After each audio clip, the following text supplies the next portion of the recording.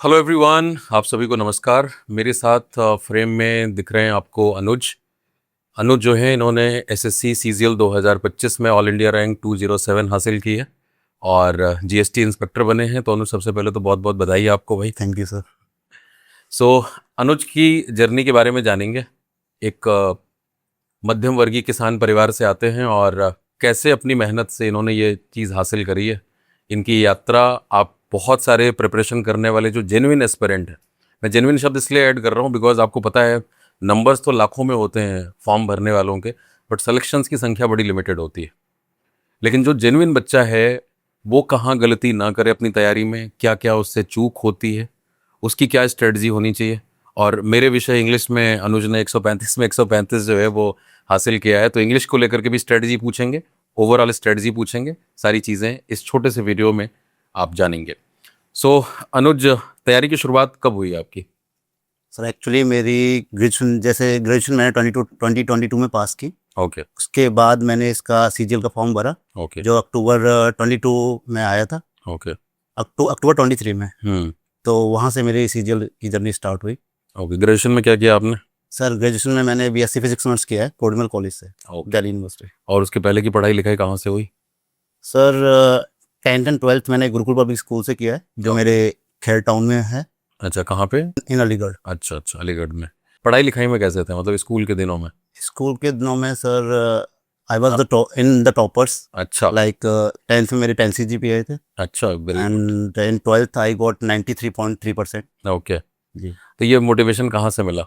मतलब जैसे एक होता है ना कि भाई किसान परिवार का बच्चा है, पढ़ाई के प्रति इतना रुझान, तो ये मोटिवेशन कहाँ से आया? एक्चुअली सर फैमिली से ही आया था। मेरा भाई भी अच्छे पढ़ने में अच्छे थे, मेरे भाई भी। ओके और मेरे पेरेंट्स भी मेरे को गाइड करते रहते। एक्चुअली मेरे फादर भी मुझे गाइड करते रहते थे हर ओके समय। ओके। बट ये चीज़ें पढ़ाई ठीक के है। बारे में। हाँ, मतलब पढ़ाई से चीज़ें हासिल की जा सकती हैं जी जी और वो हासिल हुई भी। तो 2023 से शुरुआत हुई इसकी। जी सर। कैसा था एक्सपीरियंस? मतलब शुरू में क्या लगा कि हो जाएगा, नहीं हो पाएगा?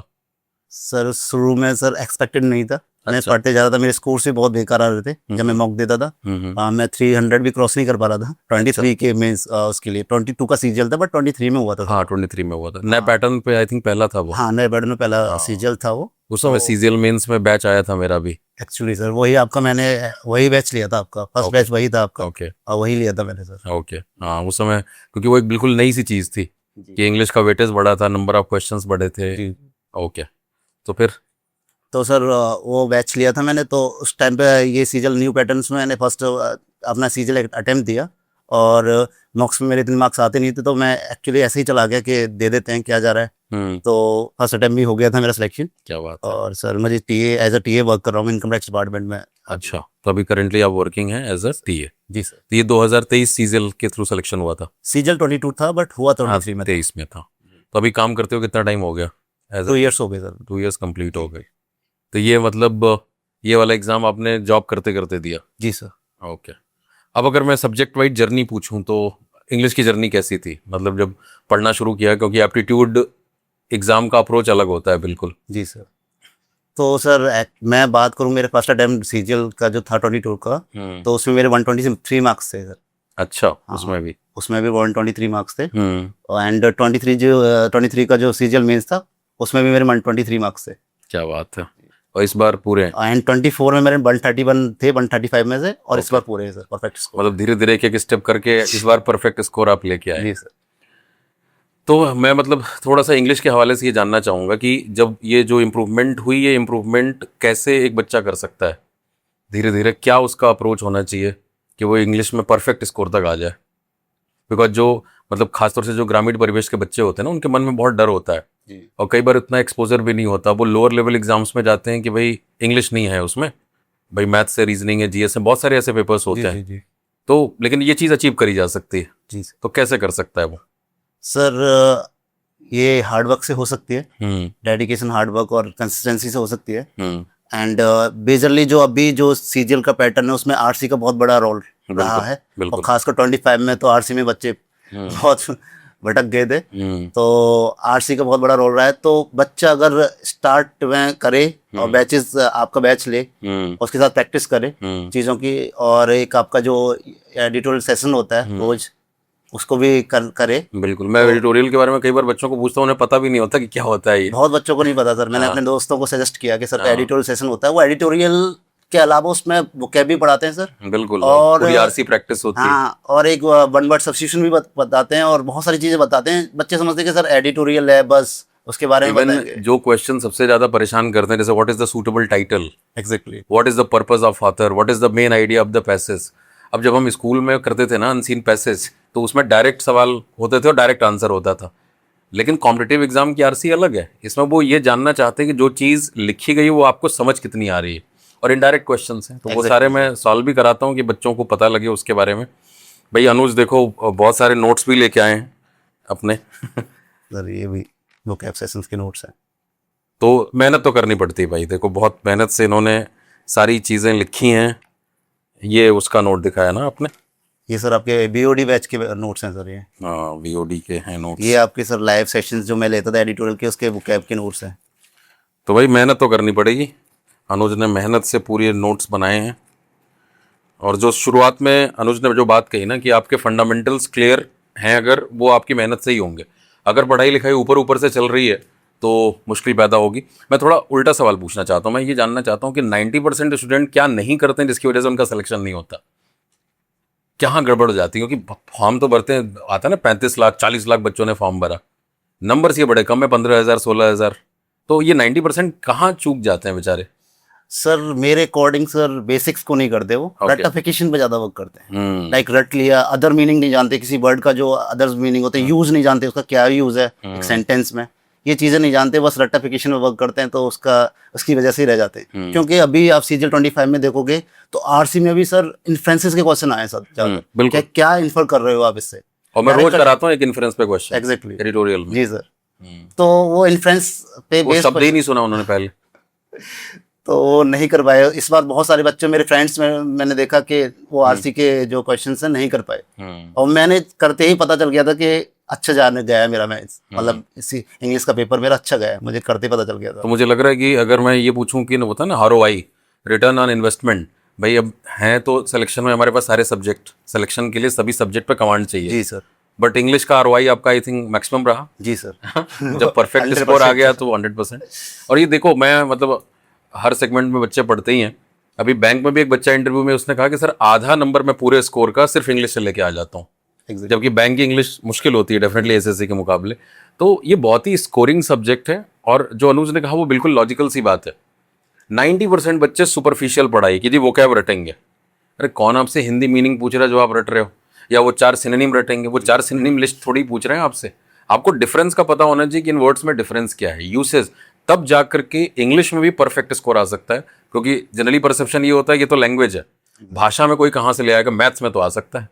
बट मेरे स्टूडेंट्स हर एग्जाम के पूरे नंबर लाने वाले बच्चे हैं, और वो सिर्फ इसी से कि बेसिक्स क्लियर करिए, क्वेश्चन में कैसे इस्तेमाल होता है कॉन्सेप्ट का वो देखिए, और फिर मॉक दीजिए। जी सर। अच्छा, जब मॉक में नंबर नहीं आते थे, जो आपने शुरू में कहा, तो दिल टूटता था? क्या लगता था, डर लगता था? सर फर्स्ट अटेम्प्ट में तो बहुत डर लगता था। हाँ। मुझे नहीं लग रहा था मेरा हो जाएगा फर्स्ट अटेम्प्ट में, बट मैं सब गया। मेरे इंग्लिश में भी मार्क्स अच्छे आ गए उसकी वजह से, क्योंकि इंग्लिश में वेटेज जो सीजीएल में वेटेज है इंग्लिश का बहुत ज्यादा है, बहुत सबसे ज्यादा इंग्लिश का ही वेटेज है सीजीएल में। अब मैं आपसे पूछूं कि ऐसा क्यों लगता है आपको, क्यों एसएससी ने वेटेज बढ़ाया होगा?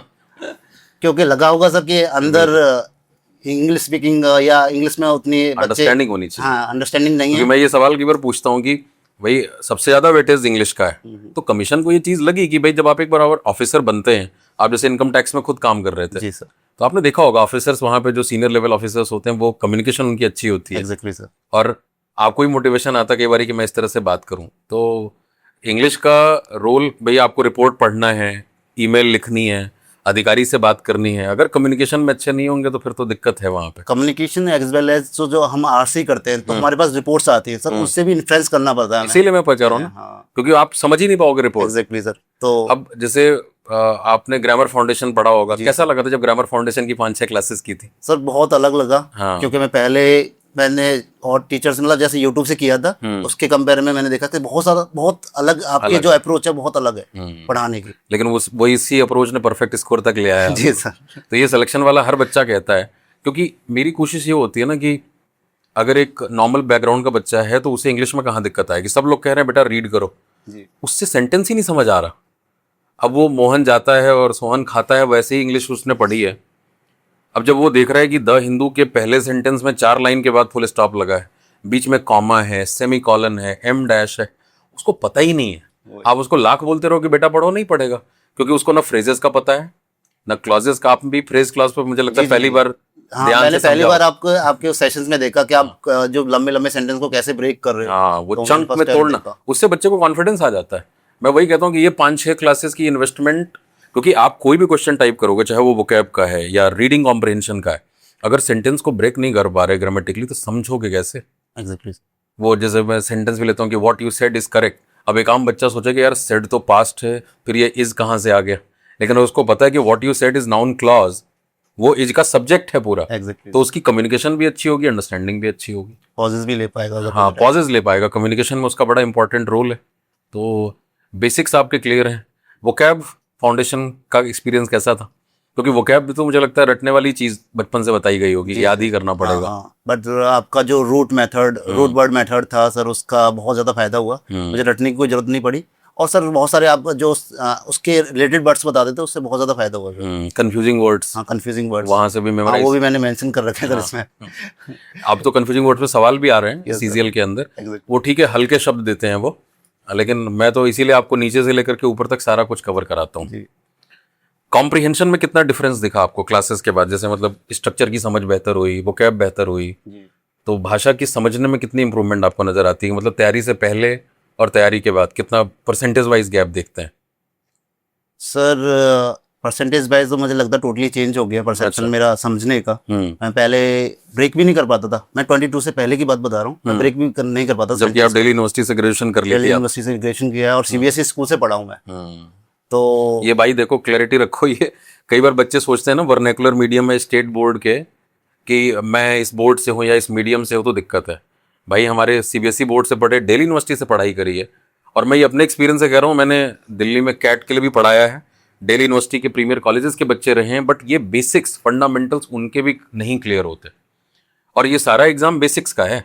बेसिक्स एक बार क्लियर हो गए तो आप कहीं से आते हैं, आपके लिए तैयारी बहुत आसान हो जाती है।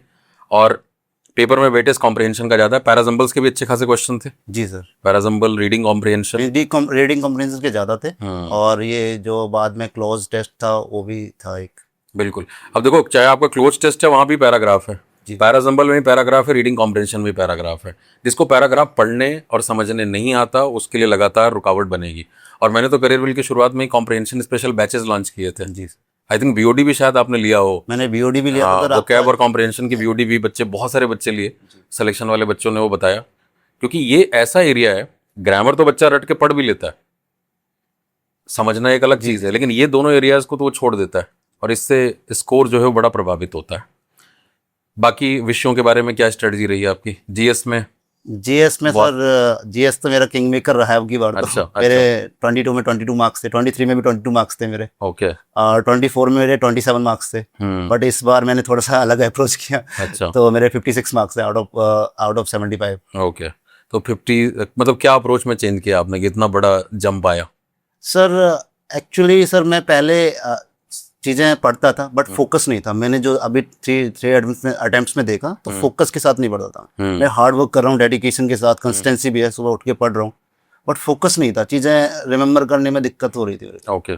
बट इस बार थोड़ी सी मैंने फिलोसफी में भी गया, मैं आपके फिलोसफिकल सेशन देख के, सैटरडे और मंडे वाले सेशन। ओके, एडिटोरियल वाले। हाँ एग्जैक्टली। और उसके बाद मैंने वो भी स्टार्ट किया थोड़ा पढ़ना। अच्छा, तो I feel more grounded now. Okay. हाँ, तो मतलब उस तैयारी में भी थोड़ी डेप्थ आई। डेप्थ आई। वही है कि भाई जीएस का दो अप्रोच है ना, एक तो सुपरफिशियली डेट याद करना, और एक उस बात को जड़ से समझना कि वो आ कहाँ से रहा है। तो जब आपके अंदर डेप्थ आती है तो उसका रिजल्ट आता है। मतलब जीएस में भी थोड़ा सा रोल मेरा रहा, personality wise change yes sir, पूरा आपका रहा है, क्योंकि सर आपसे ही मैंने स्टार्ट किया फिलोसफी पढ़ना। ओके। आपके सेशंस देख के सर सैटरडे मंडे वाले मैंने फिलोसफी स्टार्ट की। उससे भी बहुत ज़्यादा ग्राउंडेड फील कर रहा हूँ अभी। और सर उसकी वजह से मुझे मेरी रिमेम्बरिंग पावर, मैं क्वेश्चन बहुत कामली पढ़ता था जीएस के। मतलब पहले मैं देख के ही निकल जाता था, फिर देखता था मैं सीरीज बहुत हो रही थी मेरी। 24 में 23 में सीरीज बहुत ज़्यादा हो रही है, सिली मिस्टेक्स जो थी। बट इस बार मेरी सीरीज मैंने कम की, उसी का रीज़न है कि सर मेरा ये 207 रैंक आई और 355 या 350 जिंदगी में थोड़ी स्थिरता आ गई। जी सर। हाँ, बेचैनी से कई बार आती हुई चीज़ें खराब कर देते हैं। जी सर। वो स्कूल के दिनों से होता है ना, यार सिली मिस्टेक हो गई, तो वो कई बार आप क्वेश्चन ध्यान से ना पढ़ो, इवन इंग्लिश में भी बहुत होता है कि सिनोनिम के 2 क्वेश्चन किए आगे एंटोनिम में, फिर वो दिमाग सिनोनिम ही ढूंढ रहा होता है, वो गलतियां होती हैं। एग्जैक्टली, आपको ऑप्शन नहीं पढ़ते सारे, पहले ऑप्शन देखा बस टिक मार के टिक निकल मार गए। के निकल गए। क्लोज टेस्ट में गलती होती है, जी बिना पूरा पैराग्राफ पढ़े उसका मेन आइडिया समझे, जैसे ही ब्लैंक प्लेस आया बच्चा टिक मारने जाता है, जबकि पहले ब्लैंक का के लिए मदद हो सकता है 5वीं लाइन में हो, लेकिन 5वीं लाइन तक पढ़ने के उसके मन में पेशेंस ही नहीं है, जी। तो इसका बड़ा इम्पैक्ट होता है। और मैथ्स और रीजनिंग? तो वो तो सर मेरे पहले से सही थे, अच्छा लाइक 12th में मेरे 96 मार्क्स थे मैथ्स में। अच्छा, मैथ्स में। हाँ, तो ओके। मेरे पहले से मैथ्स और रीजनिंग तो खास आती भी नहीं है सीजीएल में। हाँ आप उसका- मॉक से ही प्रैक्टिस कर सकते हैं, मॉक से ही प्रिपेयर कर सकते हैं उसको। हम्म। तो रीजनिंग का तो कुछ इश्यू है नहीं सीजीएल स्टूडेंट्स के लिए, ठीक है। खासकर मैथ्स का होता है। हम्म। तो मेरे बेसिक्स पहले से क्लियर थे, अब की बार यूट्यूब पे फ्री से जो भी रिसोर्सेज थी उससे और खुद प्रैक्टिस करके मॉक से मैथ्स का हो गया था। ओके। अगर मैं आपसे ये चीज़ पूछूं कि भाई कौन सी एक चीज़ आपने करनी बंद करी जिससे ये इम्प्रूवमेंट आया स्कोर में, तो वो क्या? सबसे पहले सर मैंने अपना एनवायरनमेंट चेंज किया, लाइक अच्छा। बैड फ्रेंड्स जो आपको दबाते हैं, लाइक कि डिमोटिवेट करते हैं, उनसे अलग हुआ। अपना जो मेरा सर्कल था वो चेंज किया, उसका बहुत ज़्यादा मुझे लगता है इफेक्ट हुआ है मेरे इस वाले रिजल्ट पे। ओके, तो ये कैसे तय होता है कि नहीं मेरा सर्कल सही नहीं है?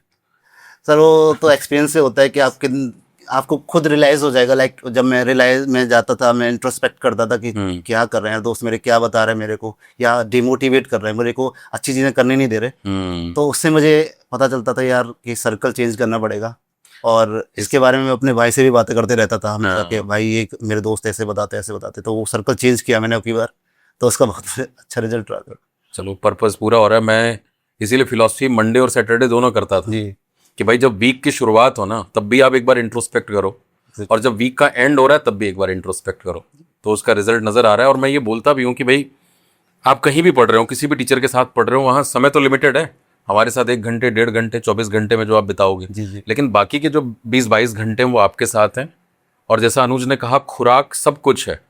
आप जो देख रहे हैं, जो सुन रहे हैं, जो आपका सर्कल है, जो फ्रेंड्स हैं, वो सब आपके या तो लक्ष्य तक पहुंचने में मदद करते हैं या लक्ष्य में रुकावट पैदा करते हैं।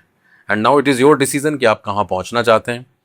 हमारा जन्म कहाँ होता है इसमें हमारा कोई कंट्रोल होता नहीं, लेकिन हम कहाँ पहुंच सकते हैं इस पर जरूर कंट्रोल है। तो अपने सर्कल्स को पहचानें, इनपुट्स देखें, क्योंकि ज़िंदगी में जो भी इनपुट आ रहा है, जो आप स्क्रीन पे देख रहे हो, जिस तरह का कंटेंट आप कंज्यूम करते हो, सुनने में, पढ़ने में, देखने में, जैसा आपका सर्कल है, ये सब इनपुट है। वो कहा जाता है गरीब गरीब क्यों बना रहता है और अमीर अमीर क्यों होता जाता है, इसमें मेंटालिटी का बहुत योगदान है।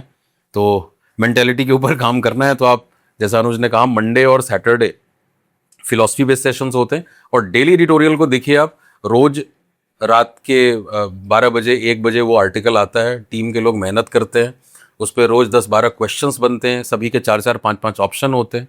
तो कैसे आर्टिकल को पढ़ना है, कैसे उसमें से मेन आइडिया निकालना है, कैसे इनडायरेक्ट सवालों को आंसर करना है, वो सब रोज फ्री में सीख सकते हो आप। बस डिसिप्लिन इतना रखना है कि सुबह 7 बजे उठना पड़ेगा। तो अगर मैं आपके लिए उठ सकता हूँ, और अनुज जैसे बहुत सारे ऐसे बच्चे हैं जो संजीदगी के साथ पढ़ते हैं और अपने जीवन को बदलते हैं, तो वो बदलाव आप भी लेके आ सकते हैं। और मुझे लगता है कि आज के समय में जितनी पढ़ाई आसान है कभी नहीं रही होगी। जी सर, मतलब आप रिमोट एरिया, हाँ, रिमोट कहीं से भी रह करके you can access that quality education, वो कंसेप्चुअल क्लैरिटी आप ले सकते हैं। तो अब कोई एक्सक्यूज बचा नहीं है कि जी मैं तो यहाँ से हूँ, मैं वहाँ से हूँ। आप इंटरनेट का एक्सेस है, इतना सस्ता है, आप जो चाहें वो आप हासिल कर सकते हैं और अपने आप को बदल सकते हैं। तो अगर अनुज आपको कुछ ऐसा लगता है कि मैं नहीं पूछ पाया और आपको बताना चाहिए, और वो तैयारी करने वाले बच्चों की में वैल्यू एडिशन करेगा, तो आप बता सकते हैं। चलो मैं ऐसे थोड़ा पूछ लेता हूँ, 3 मेन पॉइंट्स क्या है जो एक सिलेक्शन वाले बच्चे को अपने जीवन में अपनाना चाहिए? सर मेरे अकॉर्डिंग सर फोकस बहुत इंपॉर्टेंट है। आप हार्ड वर्क करें, डेडिकेशन भी आपके पास, कंसिस्टेंसी के साथ भी वर्क करें ना, तो फोकस नहीं पड़े में, यू कैन गेट थ्रू। बिल्कुल। सेकंड थिंग सर, सर्कल वाली बात जो मैंने बोली, सर्कल चेंज करो तो बहुत ज़्यादा पॉजिटिव इफेक्ट आने वाला है, पॉजिटिव रिजल्ट्स आने वाले हैं आपके, अगर सर्कल चेंज करोगे। क्योंकि उसमें ड्रेनिंग बहुत होती है एनर्जी की ना। Yes sir. टाइम खराब होगा, सर्कल खराब है, 2 घंटे ऐसे ही दोस्तों के साथ बातचीत में निकल गए, जबकि आप कुछ अच्छा सुन करके इंग्लिश में ही कंज्यूम कर लो, उस चीज को प्रोसेस करो, तो फायदामंद होगा। और तीसरा पॉइंट क्या है? तीसरा sir, health is very important. आप हेल्थ पे फोकस पूरा करिए। मैं तो सर मेंस में भी जिम जाता था और रनिंग भी करता था शाम को जाके, तो ये बहुत इंपॉर्टेंट पार्ट है लाइफ का कि हेल्थ को मत भूलिए। आप फिजिकल प्रिपरेशन कर रहे हैं सही है, बट हेल्थ वाइज आप सही होने चाहिए। एक स्वस्थ दिमाग जो है वो स्वस्थ शरीर में ही वास करता है, बहुत पुरानी सेइंग है ये। हाँ, चलो, बहुत अच्छा लगा अनुज, बहुत पॉजिटिविटी मुझे भी मिलती है क्योंकि हम भी स्क्रीन पे पढ़ाते हैं। तो मुझे उम्मीद है कि जो अनुज के साथ ये बातचीत हुई है ये आपकी तैयारी में पॉजिटिव इनपुट ज़रूर लेके आएंगे, और जो लास्ट में इन्होंने 3 पॉइंट्स बताए हैं उनका आप सभी ध्यान रखेंगे, और आने वाले समय में आप भी मेरे साथ इसी जगह पे बैठे होंगे करियर विल के ऑफिस में। बहुत बहुत धन्यवाद आप सभी का। Thank you.